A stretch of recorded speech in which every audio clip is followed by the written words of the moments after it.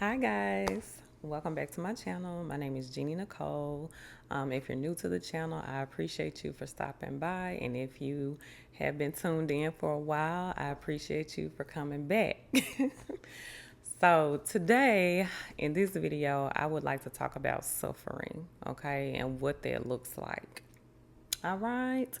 What prompted this video was on some of the videos that I made about narcissism and leaving a narcissistic marriage. I noticed quite a few women making comments like, or somewhere along the lines of, saying that they've been in marriages for 25 years and they feel like, this is what God has called them to do, and they are shaming other women for leaving their marriages and making claims that God hates divorce. I wanted to take a moment to respond to that, okay? My question to women who are in toxic relationships, marriages, especially to narcissists, my question to you would be, what is your suffering producing? What fruit is your suffering producing? Okay. I have been reading a book about healing by Dr. Henry Cloud. He's a Christian author and psychiatrist. He wrote the book Boundaries, and this part of the book really stuck out to me as he was describing that our suffering should really be producing more fruit that makes us look like Jesus. Okay. So, as believers, we are not exempt from suffering, but as I reflected back on, what the author was conveying in this book, and lining that up with my own experiences, I realized a few different things.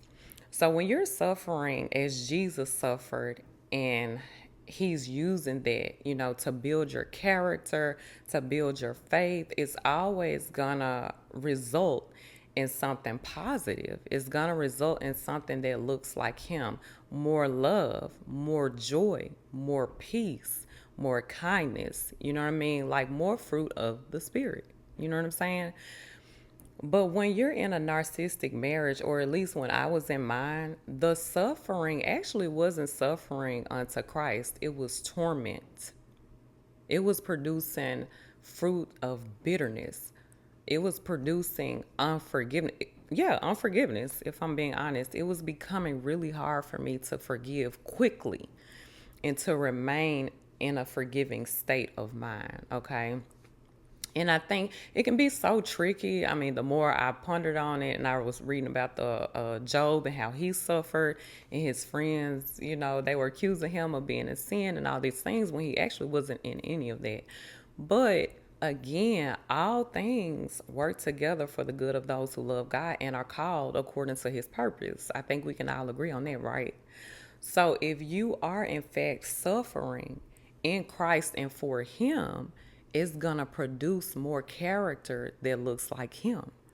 But when you're in a narcissistic marriage, the only fruit of that marriage will be rotten.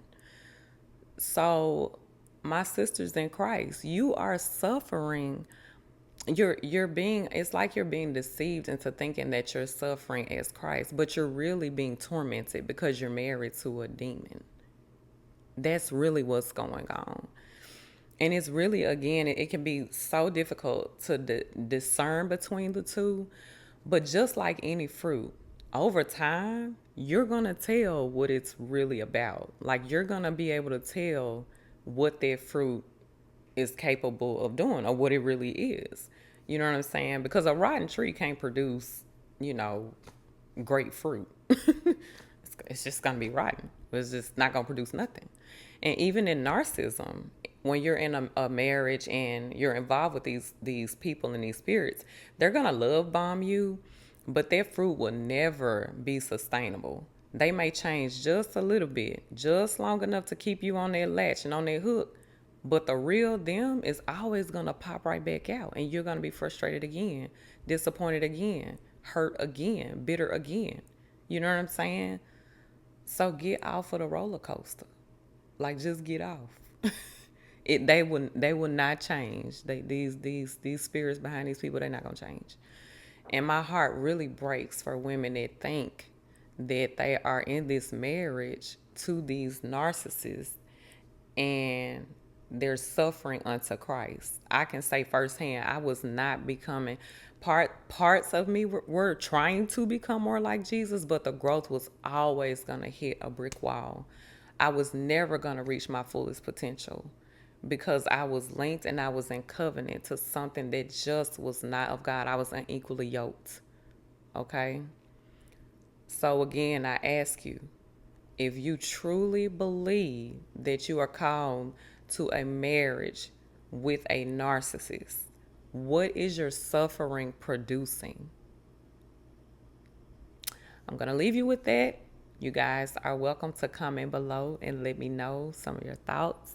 I pray that y'all are having a blessed Sunday. I know it's been a while since I popped on here. I've been really busy with at the salon with work and things like that, but I want to pop in and just check in on the community, the beautiful community of women that we have here amongst us. And I am just so thankful for every word of wisdom that you ladies have dropped in the comments on previous videos. Y'all are amazing women of God, so strong. I appreciate you. Have a blessed day.